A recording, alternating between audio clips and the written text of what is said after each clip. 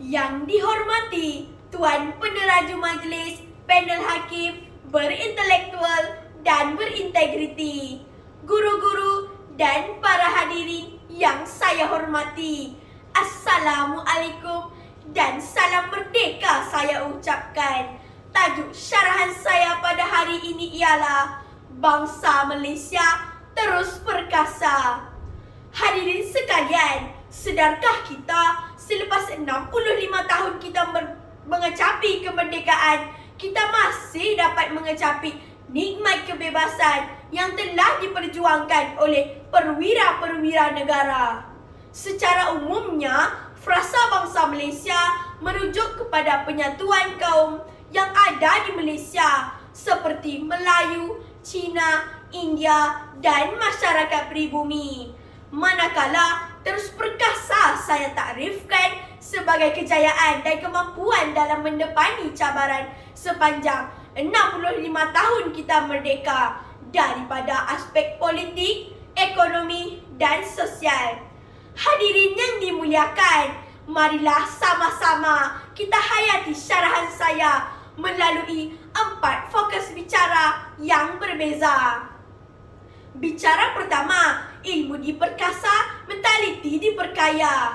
Misalnya, perkembangan dan pembudayaan ilmu telah berlaku secara intensif di Malaysia.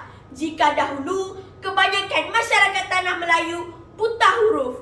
Namun, pada hari ini, kita mampu berbangga dengan pencapaian rakyat Malaysia sehingga mampu mengharumkan nama negara dalam bidang pendidikan.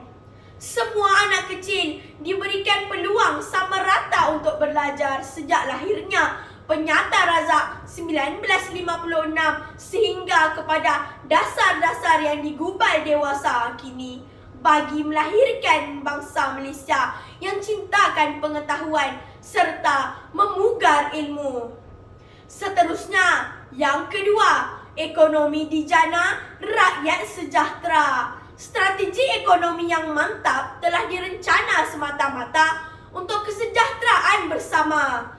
Kita telah berusaha menaikkan taraf ekonomi rakyat.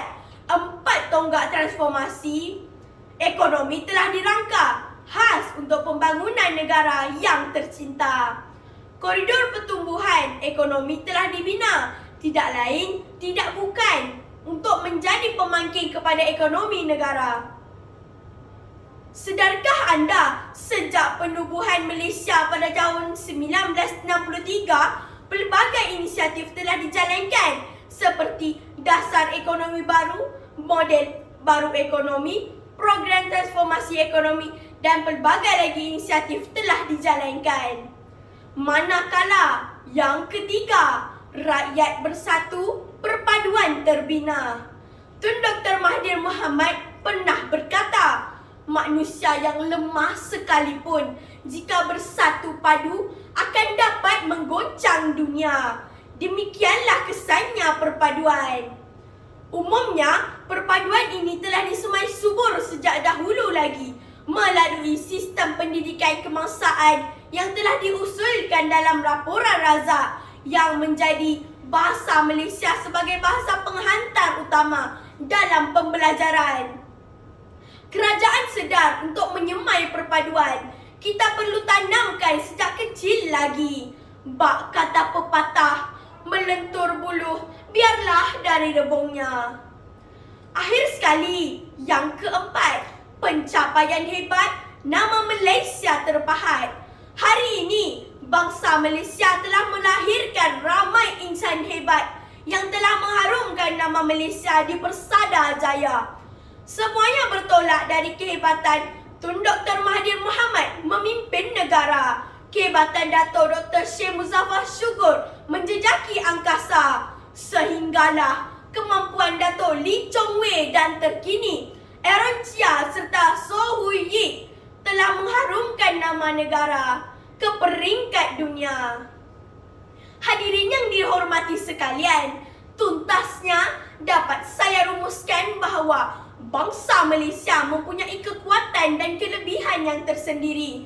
Nilai-nilai keperkasaan dan kegemilangan masih utuh mendasari bangsa Malaysia.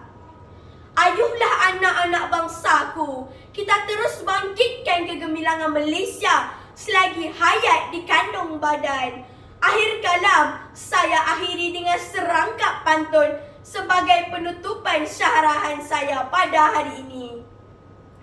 Jalur gemilang dikibar megah, laungan merdeka bergema di angkasa. Bangkitlah bersama, berdiri gagah, agar bangsa Malaysia terus perkasa. Sekian, terima kasih.